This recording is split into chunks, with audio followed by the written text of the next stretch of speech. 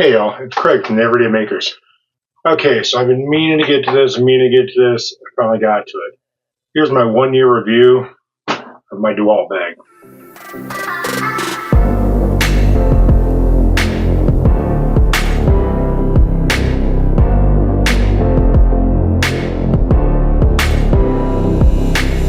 Okay, so overall, long story short, I'm happy with the bag. I use it. I'm not a full 7-day-a-week contractor. I'm a DIY guy that helps out his friends sometimes, takes stuff to work from time to time. That's about it. It's not a always living in my vehicle kind of thing. It's just basically my tool bag full of stuff that I want to use on the go. It has all my most commonly used tools in it that just I might need somewhere else. I've got a full stock of screwdrivers and such in the toolboxes. I don't need those day to day. I just need random multi-bit screwdrivers and pair of pliers, things like that. So I got kind of my favorites of each one in this bag and it lives in here. This bag has also been fantastic for things like I can put a full-size circular saw in it. I can put an impact in it. I can put a sawzall in it. I can put all kinds of different stuff in it. It's got a good enough size. It'll fit just about anything you need for any sort of a real project. I would recommend like small projects when you're setting up a construction site. This isn't going to carry everything you need. You're going to need other stuff. But for day-to-day little doing around the house projects, great bag. Okay, the complaints that I have about it. The only real one is more of a nitpick than a super complaint. I'll try and get a little bit better angle on this here. So my biggest complaint with this bag is kind of the fact that it's a bag. It's a weird thing to say, but the sides have a lot of stuff in here that's a little bit taller stuff. Just bigger C-range, bigger set of pliers, things like that. And they all want to go towards the middle. There's no sturdiness in it that keeps it open. It's not like the kind of wide mouth bags that everybody tends to make where it's got almost a frame around it that the bag just kind of is part of. This, the whole thing is soft, therefore there's no real structure to any of it. It just kind of falls where it falls.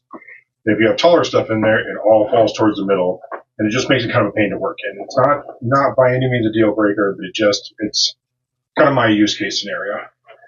The other thing, very, very classic bag thing. I really, really, really love and hate the loops for the tape measures.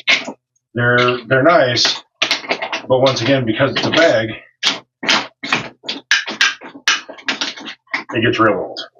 And zipped up or not zipped up, it still has no sort of structure to it. It'd be super nice if it just had some sort of a thick plastic inside backer or something like that, just to give it some sturdiness to it somewhere. Past that, I've been very happy with it. Plenty of room for all my random crap. None of it's in any sort of real great organization. It's just kind of whatever I need at the time, and I try to put it back in the same pocket, but it doesn't always make it there. There's more pockets than I need, which is a good problem to have.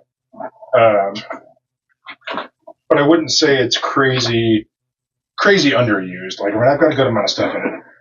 And this is stuff that, for the most part, just lives in here 24/7. Stuff like my drills and things like that, like I'll add in based on the need for the day.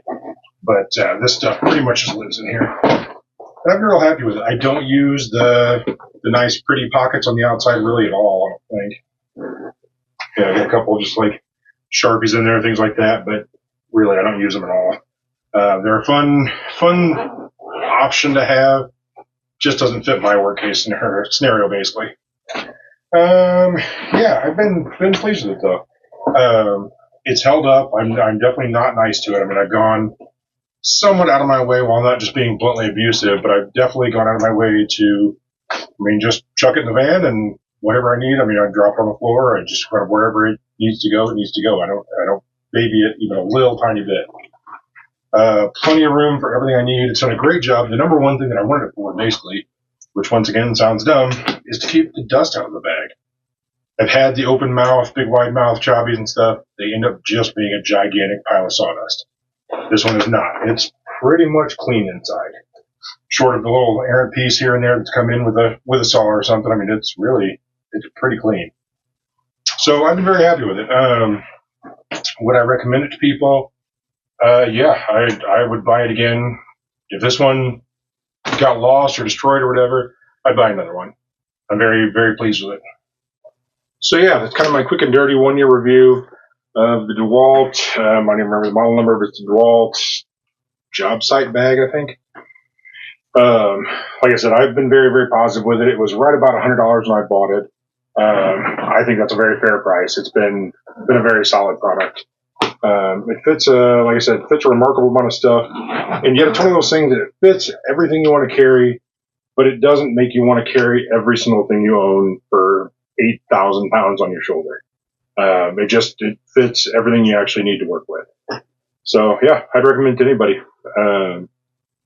So yeah, that's my 1-year review. That's actual use. This is what it actually looks like after a year. Just a little bit over a year, actually. Yeah, everything's held up. All the strap and everything is held up. All the buckles, all the Velcro, all that good stuff. It's all held up really, really well. So yeah, DeWalt Jobsite bag. There you go. 1 year. Thanks for watching.